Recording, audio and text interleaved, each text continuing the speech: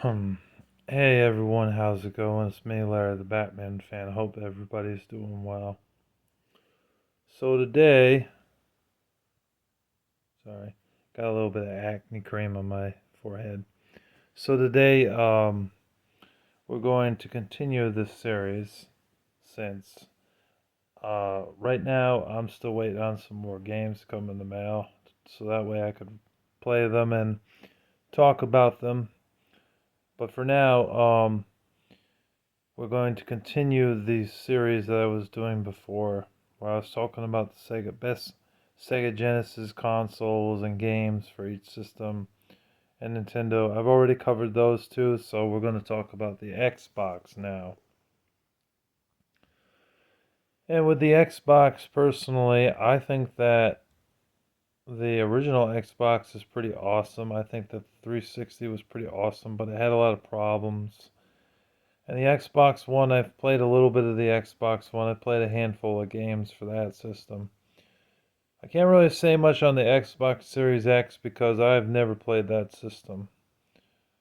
I don't really want to play that one. I don't really have a desire to buy it. I don't have the funds to buy that system. Plus, I don't know. I'm just not interested in buying it. I really am not. Although I'll admit that Halo Infinite is pretty awesome. Because Halo series is awesome. But I think you can play that game on Xbox One, to be honest with y'all. But anyways, for the original Xbox is pretty awesome. There's a lot of great games for that system. Came out in 2001. I remember seeing it at Toys R Us and Target and Walmart. Remember actually when Walmart would allow you to play the game. So they had a TV there. You had to look up like this, and you were playing a game like that. I don't know why they took that away. It was a really stupid idea. I missed that, being able to walk into a Walmart or a Toys R Us and just start playing the games, the consoles, the Xbox, the PS2, the GameCube. It was fun. McDonald's had it too. But for the best games for the original Xbox, was definitely for me Halo, Halo 2. I thought Dreamfall was a really good game. And that came out 2006 or 2007, towards the end of the lifespan of the original Xbox. But it was a really great game. And the graphics, they still look pretty good to this day. Star Wars Republic Commando was a really great first person shooter. Lord of the Rings The Return of the King was a good licensed game. Fellowship of the Ring was garbage. Wasn't a good game at all. The Two Towers was a decent game, but it definitely had some problems. So really, the best one was probably the Third Age and the whatchamacallit, the Return of the King. Um, also, really liked Hunter the Reckoning, Redeemer. That's a good game, and of course, Star Wars: Knights of the Old Republic 1 and 2. The Elder Scrolls Morrowind and Crazy Taxi 3. Those were all really fun games on the original Xbox. And Star Wars The Knights of the Old Republic 1 and 2, if I didn't say that already.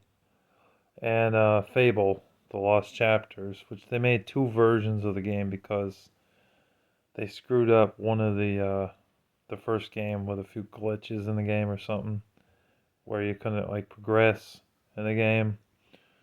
Those were all really great games for the system. They really were. Oh yeah, I can't forget Jade Empire. I love that game. That game is so much fun. I picked that up like a year and a half ago at Mr. Dale's. I got so many games to play that I haven't really had a chance to get back into that game. But from what I played of that game, it was awesome. It really was a fun RPG. You know, BioWare made some really good RPG games on the original Xbox. An original Xbox was just a blast. There's a lot of other good original Xbox games. You know, Mace Griffin Bounty Hunter was a good game. It was a good shooting game.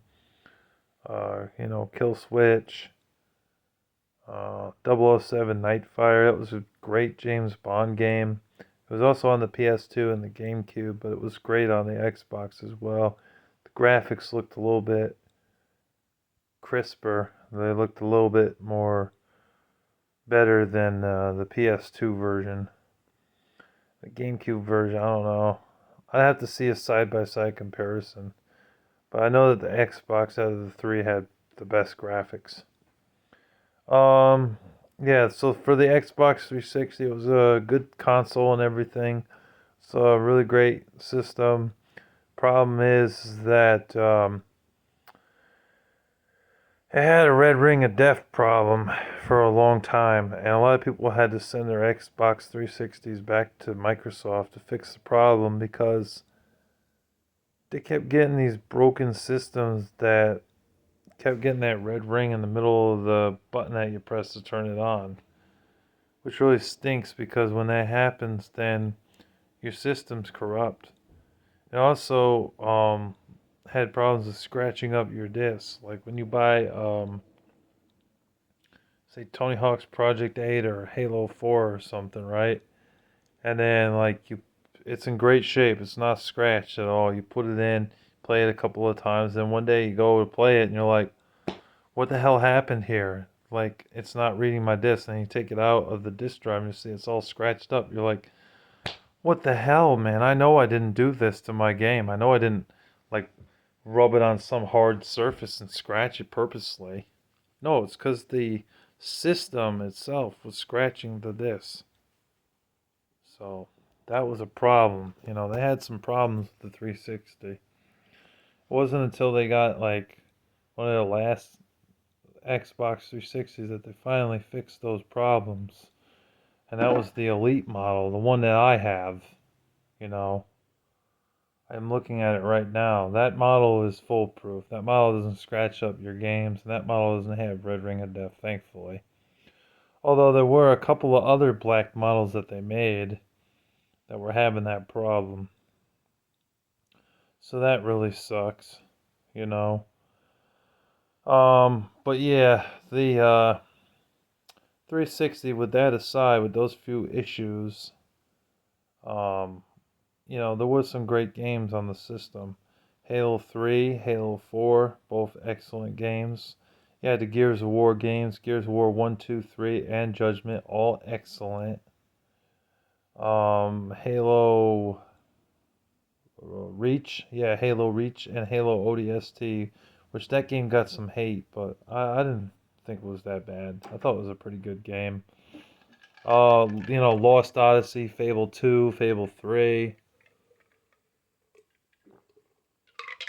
You had the Left 4 Dead games, which were awesome. Left 4 Dead 1 and 2. Wish they make a Left 4 Dead 3, but I doubt that's going to happen. You had the Crackdown games. You know, you had the Forza games. I wasn't a big fan of the Forza series, but I know they had their place on Xbox and Xbox 360 and even Xbox One, you know. And you know, games like Fallout 3 and Fallout New Vegas were excellent role-playing games. I know they also had some shooting in them too, so they were really both.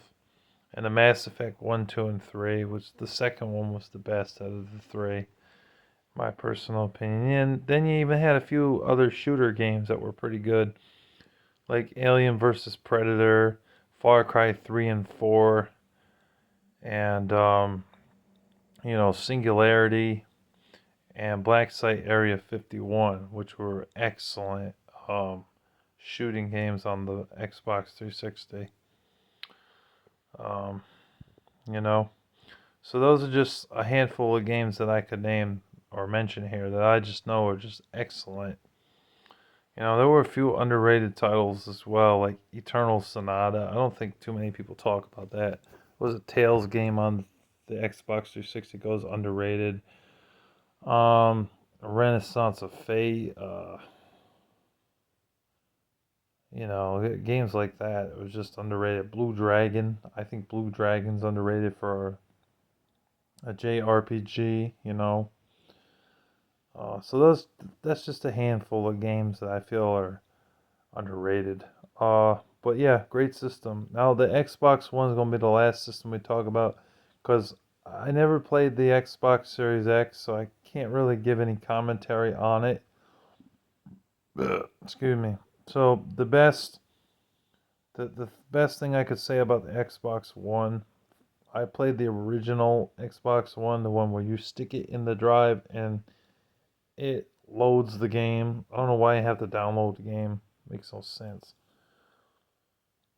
But I played Sunset Overdrive and I thought that was a really fun game. It was like a third person shooter slash action adventure game.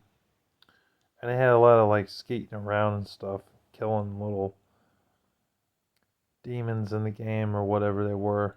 They were cartoon characters, but they were chasing you around and you had to like shoot them and skating around stuff. So it was a fun game. Mirror's Edge 2 Catalyst was a good game. Definitely recommend that. That's a fun action adventure game. Halo 5 Guardians, of course, that's a great game. That's a good first person shooter. Halo's a standard for Xbox. There was Gears of War 4, which I thought Gears of War 4 was a decent game, but it wasn't on the same level as Gears of War 1, 2, and 3. Gears of War 5, on the other hand, sucks.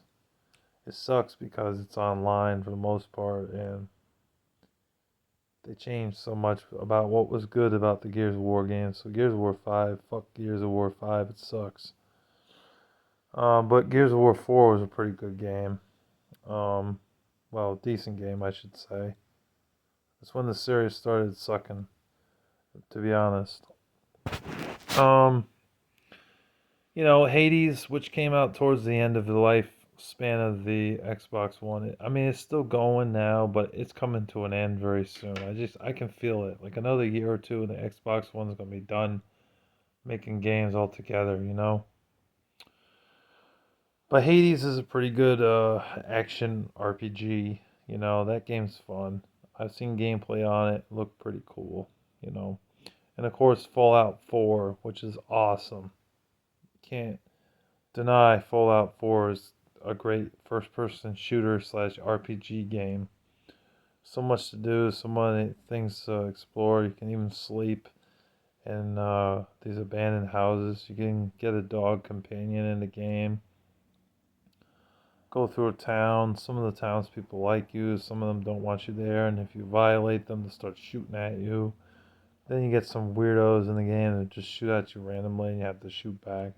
It's just a lot of different gameplay core elements in the game that make it spontaneous and fun. You know, it's a great game, really is. And there was a few other games, like Crash Bandicoot, the Insane Trilogy, Crash Bandicoot 4. It's about time. And then also the Crash Nitro Field game. The MX versus GP series, MXGP. Sorry, I stumbled on my words there. Couldn't get my words out. MX versus GP or MXGP, whatever. Those are fun motorcycle racing games. They're pretty hard, but they are fun. Devil May Cry games and Metal Gear Solid 5, The Phantom Pain, and Resident Evil 7, which was awesome. It went back to its roots of being a scary game again. So those are just a handful of games that I could say for the Xbox One is definitely worth owning. Oh, also, I can't forget Rise Son of Rome. That game was hard body. I mean, awesome. Kind of played like 300 in a way, but it was like a launch title, but it kicked ass, man. It's just a really good game.